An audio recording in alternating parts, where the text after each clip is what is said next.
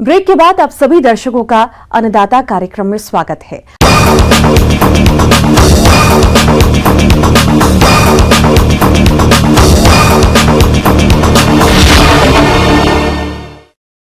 कुश एक प्रकार का तृण है जिसकी पत्तियां नुकीली, तीखी और कड़ी होती हैं। धार्मिक दृष्टि से कुशा घास को बहुत पवित्र समझा जाता है और इसकी चटाई पर राजा लोग भी सोते थे।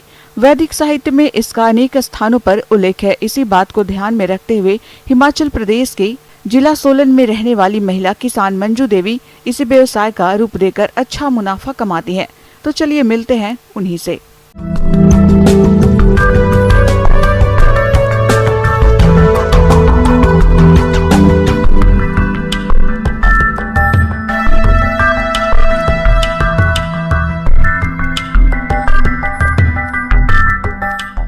तो जैसे कि आप जानते हैं कि मैं ये कुशा घास का काम करती हूँ।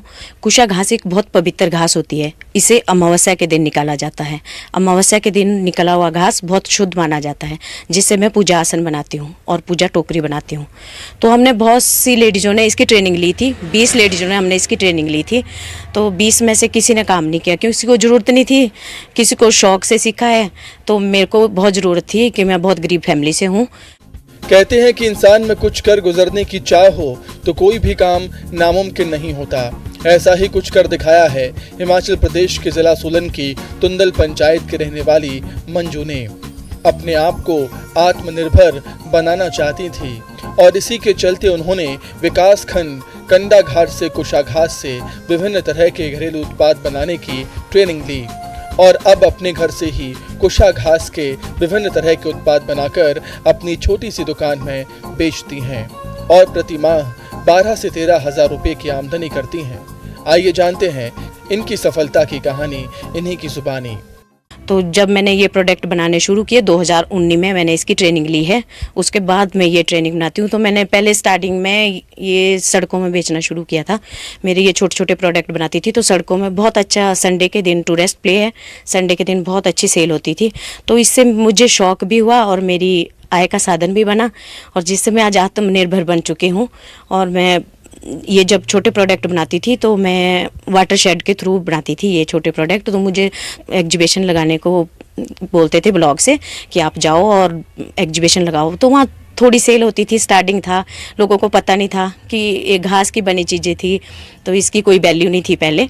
अब फिर धीरे धीरे जब मैं NRLM से जुड़ी तो मुझे और बाहर जाने का मौका मिला। बाहर गई तो बहुत अच्छे ऑर्डर आते हैं। तो मैं मंडी में मेरा डिस्ट्रिक्ट लेवल का हुआ था और सोलन में मेरा ब्लॉक लेवल का हुआ था और नोएडा में मेरा नेशनल लेवल का प्रोग्राम हुआ था। तो मुझे बहुत अच्छे से सम्मानित भी किया जाता है। और मैं ये प्रोडक्ट जब बनाती हूँ तो अब मेरी इतनी सेल है कि जब मेरे एग्जीबिशन बाहर लगते हैं तो मुझे बहुत सेल, मतलब मैं इसका वो पूरा ही नहीं कर पाती कि लोगों की इतनी डिमांड है अब इसकी। उन्होंने बताया कि इस घास को सितंबर माह में हिमाचल के जंगल से काट कर लाती हैं। काटने के बाद इस घास को सबसे पहले धूप में सुखाया जाता है, फिर इसको पानी, ग्लिसरीन और नमक के घोल में उबाला जाता है। इसके बाद घास को छाया में सूखने के लिए रख दिया जाता है। तो जैसे मेरा पूजा आसन है उसको बनाने में कम से कम 4 दिन लगते हैं। तो मैं उसे 1000 रुपये का सेल करती हूँ। और मेरा जो सबसे मेन है चपाती बॉक्स, क्योंकि जैसे हम जब चपाती बॉक्स बनाते हैं तो उसमें जब ग्रहण लगता है तो या उसमें रोटी रखी ख़राब नहीं होती। जैसे कहते भी हैं हमारे हिंदू धर्म में कि ग्रहण लगी रोटी नहीं खानी चाहिए, मगर जो कुशा घास का चपाती बॉक्स है इसमें कभी रोटी ख़राब नहीं होती, ना इसमें सीलन आती। तो इसको मैं 500 रुपये का बेचती हूँ। और एक रोटी रखने के लिए प्लेट है, वो मैं 250 रुपये की देती हूँ। और पूजा टोकरी में 300 रुपये की देती हूँ। और पर्स भी बनाती हूँ मैं, पर्स में 400 का देती हूँ। और पेन स्टैंड मेरे बहुत बिकते भी है और मैं बनाती भी हूँ, उसे मैं 100 रुपये का देती हूँ। सबसे छोटी चीज़ मेरी एक टोकरी है जिसको मैं 50 रुपये की देती हूँ, जो लक्ष्मी जी के पैर रखने के लिए बनती है। ये शेल्फ लाइफ तो बिल्कुल ऐसे है कि 5 साल तक तो ना कोई कलर फेड, क्योंकि इसमें सिर्फ धागे का यूज़ हुआ है और बाकी सारा रॉ मटेरियल है। सिर्फ मैं धागे लेके आती हूँ, तो धागा बिल्कुल नेचुरल धागा है जो 5 साल तक तो बिल्कुल ख़राब नहीं होगा, कोई टूटेगा फूटेगा नहीं।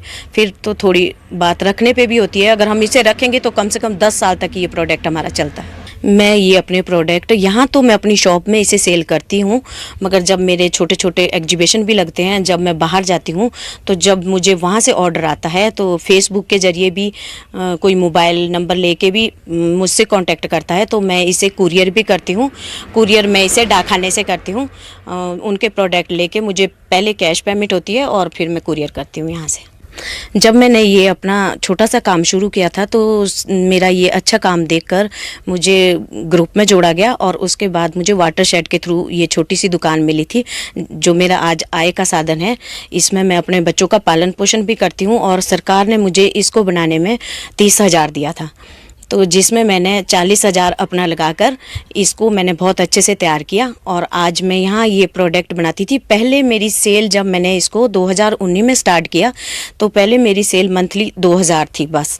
उसके बाद धीरे धीरे जब मैं बाहर एग्जीबिशन लगाने लगी और जब थोड़ा मेरा काम शुरू हो गया तो आज मेरी सेल 12 से 13,000 तक मंथली है। तो इस तरह से मैं ये अपने विभिन्न प्रकार के सुंदर सुंदर प्रोडक्ट, सजावटी प्रोडक्ट बनाकर अपनी आजीविका कमा रही हूँ और मैं आज आत्मनिर्भर बन चुकी हूँ।